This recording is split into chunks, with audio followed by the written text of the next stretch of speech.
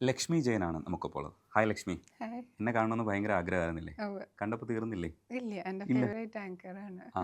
പക്ഷേ കണ്ടപ്പോൾ ശരിക്കുള്ള സ്വഭാവം മനസ്സിലായില്ലേ?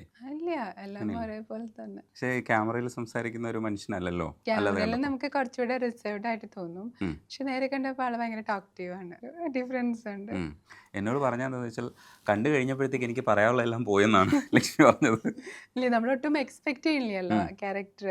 അപ്പം നമ്മൾ വീഡിയോസൊക്കെ കാണുമ്പോൾ ആളിങ്ങനെ ഭയങ്കര സോഫ്റ്റ് നേച്ചേർഡ് ആയിട്ട് ഇങ്ങനെ എനിക്കൊക്കെ ഒരു വിചാരം ഉണ്ടായിരുന്നു ഞാൻ ഭയങ്കര ടോക്റ്റീവാ. ഉം. ഇങ്ങനെ കണ്ടിന്യൂസ് എൻ്റെ വായ അടഞ്ഞു പോയി കുറച്ച് നേരത്തേക്ക് സംസാരിച്ചപ്പോൾ. ഉം.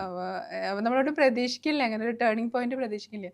മാഷിനോട് എനിക്ക് തോന്നുന്നു ഫസ്റ്റ് പാരഗ്രാഫ് സംസാരിച്ചപ്പോഴേക്കും പിന്നെ കഴിഞ്ഞു. ഉം. പിന്നെ എനിക്കൊന്നും പറയാനില്ലാതെ അന്തമാതിരി ആളല്ലായി ലക്ഷ്മി. പക്ഷേ എല്ലാവർക്കും ആത്മവിശ്വാസം കൊടുക്കുന്ന ലക്ഷ്മി എൻ്റെ മുമ്പ് വന്നിട്ട് ഇങ്ങനെ ഇരുന്നു എന്നൊക്കെ പറഞ്ഞാൽ നാട്ടുകാർ വിശ്വസിക്കില്ല കേട്ടോ. ഇല്ല, അങ്ങനെ ഇരുന്നതല്ല. അപ്പൊ ഉം. നമ്മള് പെട്ടെന്ന് ഒരു ക്യാരക്ടർ എന്ന് വെച്ചാൽ നമ്മുടെ മനസ്സിലൊരാളുണ്ട്. അപ്പൊ നമ്മൾ ഉം. ഇത്ര നാൾ ആ സംസാരിക്കും വിഗ്രഹം ഉടഞ്ഞു. ഒടയല്ല, അത് ഒന്നുകൂടെ കുറച്ചുകൂടെ മോൾ ഇവിടെ ഇരിപ്പുണ്ട്. മോളിനൊന്ന് ചിരിക്കുന്നുണ്ട് കേട്ടോ എൻ്റെ ചളി കേട്ടിട്ട്. അല്ല, കുഴപ്പമില്ല. അത് കുറച്ചുകൂടെ പവർഫുൾ എന്ന് വെച്ചാല് ഉം. നമ്മൾ വിചാരിച്ച ഒരാളല്ല, കുറച്ചുകൂടെ ഒരു സ്ട്രോങ് ഇതായിട്ടുള്ള ഒരു പേഴ്സണാലിറ്റി. അപ്പൊ നമ്മൾ ഇങ്ങനെ കാണുമ്പോഴും സംസാരിക്കുമ്പോഴൊക്കെ നമ്മൾ നേരിട്ട് നമ്മൾ കണ്ടിട്ടില്ലേ. അപ്പൊ നമുക്കൊരു പുകഴ്ത്തുന്നതാണ്, വേണമെന്നുള്ളത് സ്കിപ്പ് ചെയ്യാം. ഇല്ലേ, അപ്പൊ നമ്മളെങ്ങനെ കാണുമ്പോൾ നമുക്കൊരു മനസ്സിൽ ഇപ്പൊ നമ്മൾ കാണാണ്ട് ഒരാളോട് സംസാരിക്കുമ്പോൾ നമുക്ക് മനസ്സിലൊരു ഒരു ഇതുണ്ടാവും. നമ്മളായിട്ട് ഇതാക്കി വെക്കുന്ന ഒരു ഇതാണ്. അപ്പൊ നമ്മുടെ ബ്രെയിനിൽ ആ ഒരു നമ്മൾ കോഡ് ചെയ്തേക്കുന്ന ഒരു പിക്ചർ ഉണ്ടല്ലോ.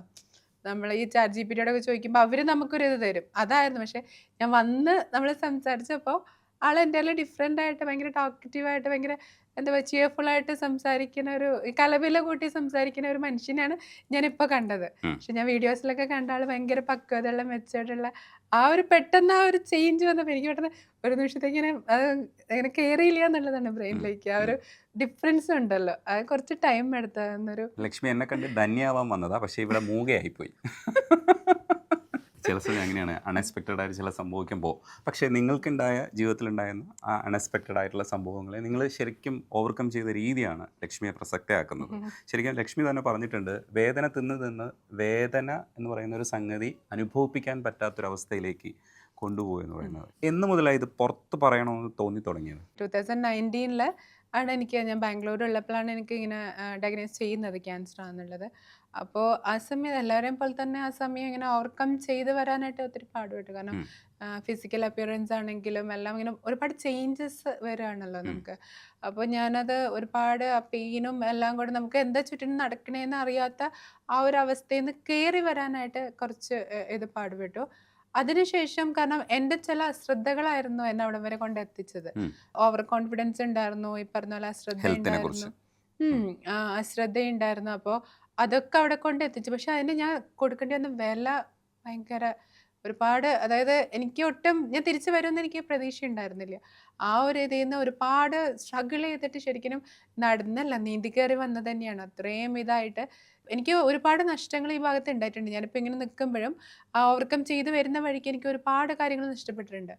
അതെല്ലാം ഞാൻ ഒന്ന് കൊടുത്തിട്ടാണ് മറ്റൊന്ന് നേടിയിരിക്കുന്നത്. അപ്പോൾ അത് മറ്റൊരാൾക്ക് ഉണ്ടാവരുതെന്ന് തോന്നി. ജോലിക്ക് പോകാൻ പറ്റാതിരുന്ന സമയത്താണ് ഞാൻ കുറച്ച് സോഷ്യൽ മീഡിയയിലൊക്കെ ആക്റ്റീവായി തുടങ്ങിയത്.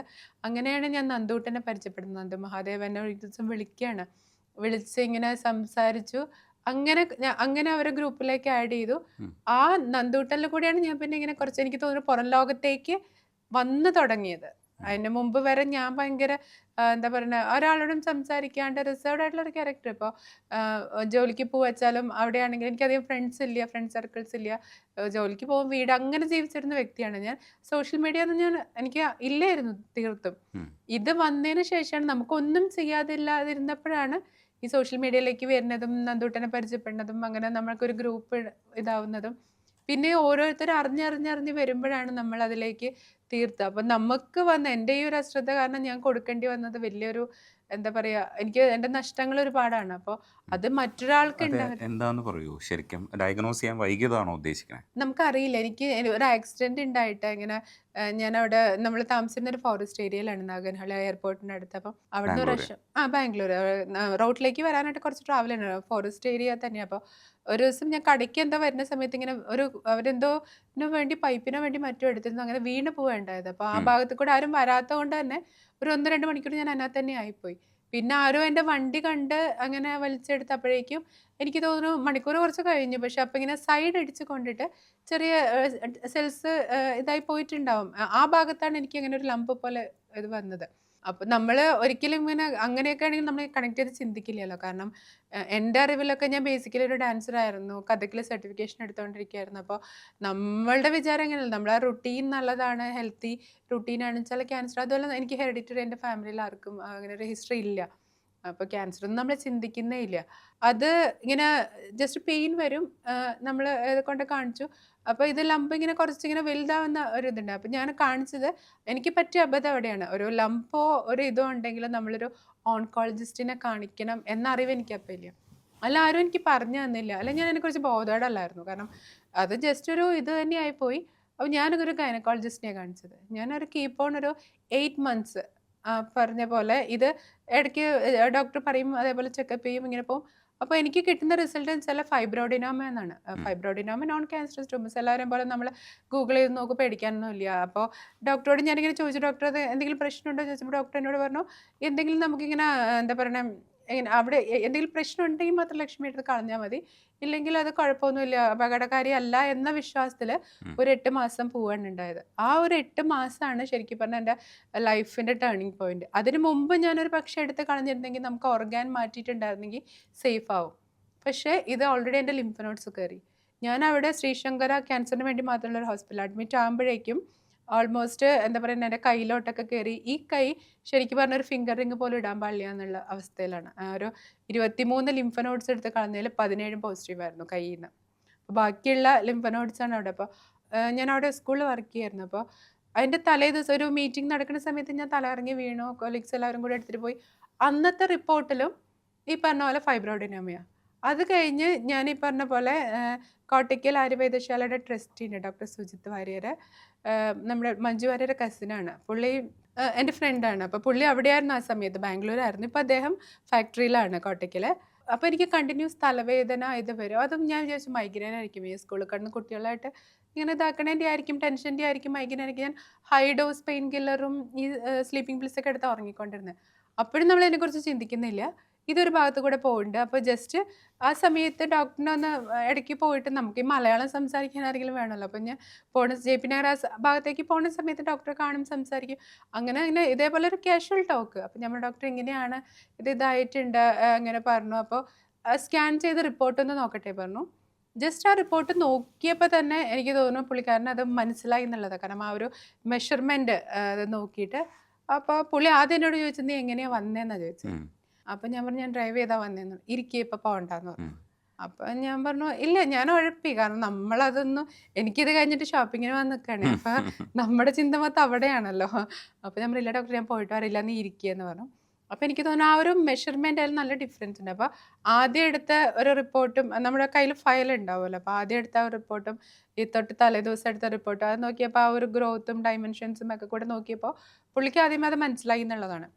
അപ്പോൾ പുള്ളി എന്നോട് പറഞ്ഞു, അത് ഇന്നെങ്കിൽ ഇന്ന് തന്നെ അത് സർജറി ചെയ്ത് കളയണം, ആ ഒരു കണ്ടീഷനാന്ന് പറഞ്ഞു. അപ്പോഴും ഞാൻ ഉഴപ്പി. സർജറിയൊക്കെ എനിക്ക് പേടി. ഹസ്ബൻഡ് ഉണ്ടായിരുന്നില്ല, അവർ ഇങ്ങനെ കീപ്പ് ഓൺ ട്രാവലിംഗ് ആയിരിക്കും, അവർ IT ഫീൽഡാണ്. അപ്പോൾ ഞാനും കുട്ടികളും വീട്ടിൽ ഇതാണല്ലോ. അപ്പം നമുക്ക് നമ്മുടെ ആരും ഇല്ല, ഒറ്റയ്ക്ക്, അവർക്ക് സ്കൂളിൽ പോകണം, ഞാനും വർക്ക് ചെയ്യുന്നു. ആ ഒരു സമയത്ത് നമുക്കൊന്നും ചെയ്യാൻ പറ്റാത്ത. ഞാൻ പറഞ്ഞു, ഏതെങ്കിലും ലേഡി ഡോക്ടറെ കിട്ടാച്ചാലും ഞാൻ നോക്കാമെന്ന് പറഞ്ഞു. അപ്പോഴും ഉഴപ്പാൻ നോക്കി. അപ്പോഴേക്കും എനിക്ക് തോന്നുന്നു 5-5:30 സമയമായി. എന്നിട്ട് ഡോക്ടർ സ്വന്തം റിസ്കിൽ എവിടെന്നോ ഏതോ ഒരു ഹോസ്പിറ്റലിൽ ലേഡി ഡോക്ടറിനെ വിളിച്ച് റിക്വസ്റ്റ് ചെയ്ത് പുള്ളിക്കാരത്തി വന്നു. പുള്ളിക്കാരത്തി നോക്കിയപ്പോൾ എന്നോട് പറഞ്ഞു, ഒരു ബയോപ്സി എടുക്കണം ലക്ഷ്മി, നമുക്ക് നോക്കാം, പേടിക്കാനൊന്നുമില്ല, ജസ്റ്റ് എടുക്കാമെന്ന് പറഞ്ഞു. അപ്പം ഞാൻ ഓർത്തുനിന്ന് പിന്നെ എടുക്കാം, ഇത് അത്ര കാര്യമായിട്ട്. കാരണം എനിക്ക് അങ്ങനെ ക്യാൻസർ എന്നൊക്കെ കേൾക്കുമ്പോൾ നമുക്ക് വേറൊരു ഇതാണല്ലോ, ആ ഒരു അവസ്ഥയാണ്. അപ്പോൾ എനിക്ക് അങ്ങനെ ഒന്നും ഫീൽ ചെയ്തതും ഇല്ല. തലവേദനയുണ്ട്, വോമിറ്റിംഗ് ഉണ്ട്, പക്ഷെ അങ്ങനെ വേറെ ഇതായിട്ടൊന്നും എനിക്ക് തോന്നണമില്ല. അപ്പം ഇത് കഴിഞ്ഞിട്ട് എടുക്കാതെ പറഞ്ഞപ്പോൾ പിന്നെ ഡോക്ടർ സമ്മതിച്ചില്ല, ഇല്ല എടുത്തേ പറ്റൂ എന്ന് പറഞ്ഞാൽ ഡോക്ടർ എന്നെ വിളിച്ച്, ഹസ്ബൻഡ് ഉണ്ടായിരുന്നില്ല, അവരെന്നെ വിളിച്ച് ബുക്ക് ചെയ്ത് ബയോപ്സി എടുത്തു. ബയോപ്സി എടുത്ത് 2 സൈറ്റിൽ നിന്ന് എടുത്തപ്പോൾ തന്നെ അവരിങ്ങനെ പറഞ്ഞു, ലക്ഷ്മി കുറച്ച് സസ്പീഷ്യസ് സെൽസ് ഉണ്ട് എന്ന് പറഞ്ഞിട്ട് ഒരു 6 സൈറ്റിൽ നിന്ന് എടുത്തു. അപ്പോൾ തന്നെ നമുക്ക് ഏകദേശം ലൈക്ക് അവർ സസ്പീഷ്യസ് സെൽസ് ഉണ്ടെന്ന് പറയുമ്പോൾ തന്നെ അപ്പോഴും ഈ പറഞ്ഞ പോലെ ഒരു 25% ആയിട്ടുണ്ട്. അപ്പോൾ ഞാൻ ഓർത്തു, ചിലപ്പോൾ അവർക്ക് തോന്നിയതായിരിക്കും, അവർ വെറുതെ എടുത്തായിരിക്കും എന്നൊക്കെ പറഞ്ഞിട്ട് പോയി. പക്ഷെ റിസൾട്ട് വാങ്ങാൻ പോയപ്പോൾ എനിക്ക് തോന്നുന്നു ആ കുട്ടി ഞാൻ വാങ്ങാം. അപ്പം ഞാൻ വെച്ചാൽ എവിടെ പോയാലും ഇങ്ങനെ ഭയങ്കരമായിട്ട് ഇങ്ങനെ സംസാരിച്ച് ഫ്രണ്ട്സ് ഇങ്ങനെ ഇതാക്കുന്ന ഒരു കൂട്ടത്തില.